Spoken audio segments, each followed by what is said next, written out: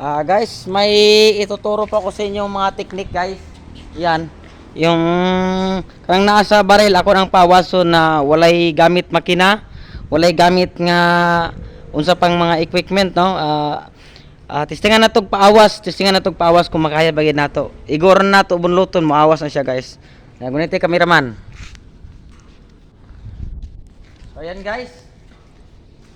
Ito guys, susubukan ko tong yan no guys.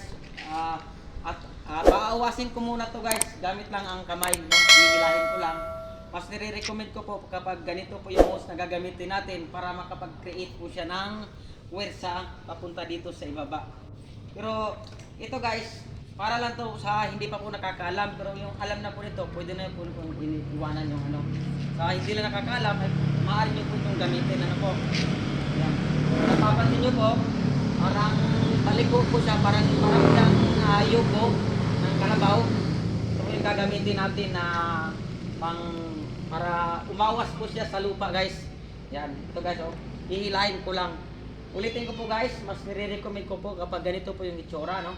Kahit gaano po yan kahaba, basta kaya nyo pong hilahin, kaya po natin yang paawasin. Ayan.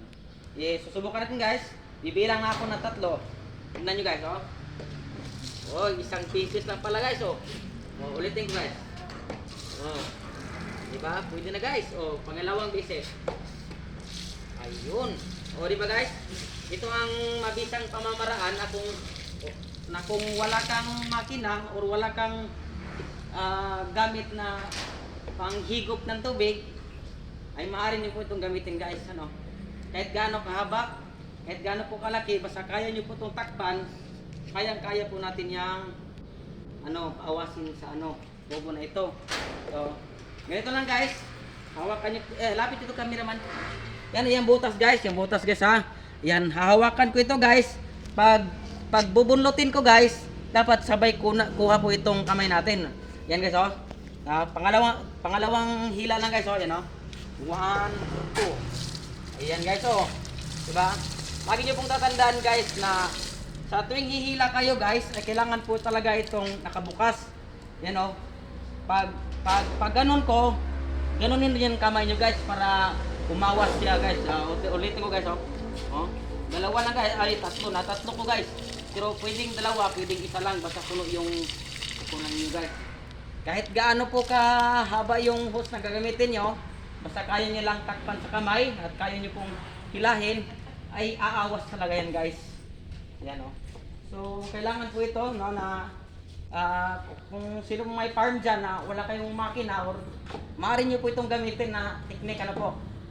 Para kung sakali mang wala kayong water pump, na pwede nyo itong gamitin. Kahit gaano kahaba guys ha. Pwedeng didos, pwedeng ono, kahit ano pong hose guys na kaya nyong hilahin, kaya po natin yang paawasin. Ulitin ko guys ha, paghila ko, sabay bitiw ng kamay. Ulitin ko po, sa dalawa. Tatatluhin ko yan guys kasi malapit nang maubos yung tubig, hindi na po siya makapag-create ng puwersa. Yan guys, napaka-basic lang guys, ano po. Kasi pag uumin mo guys, pwede kasing masuyo po yung abog sa ilalim guys. Pwede kayong matukan. Kaya kailangan nating hihilahin guys para safe na yung ngalang-ngala natin. Ayan guys oh, ulitin ko guys oh. 1, 2, 3. Oh, 3 beses lang guys oh. Oh, di ba?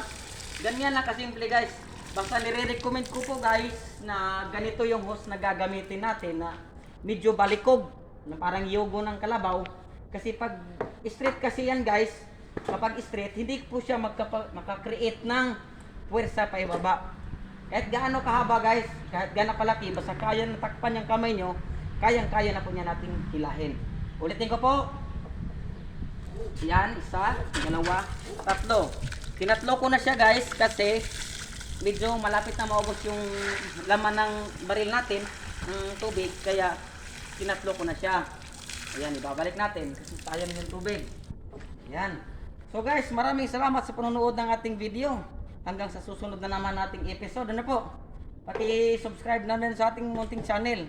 Paki-like na rin ang video at paki-share naman. Ano po? Ayan. Huwag niyo pong kalimutan guys. Once again, ako po si Alberto Balaba.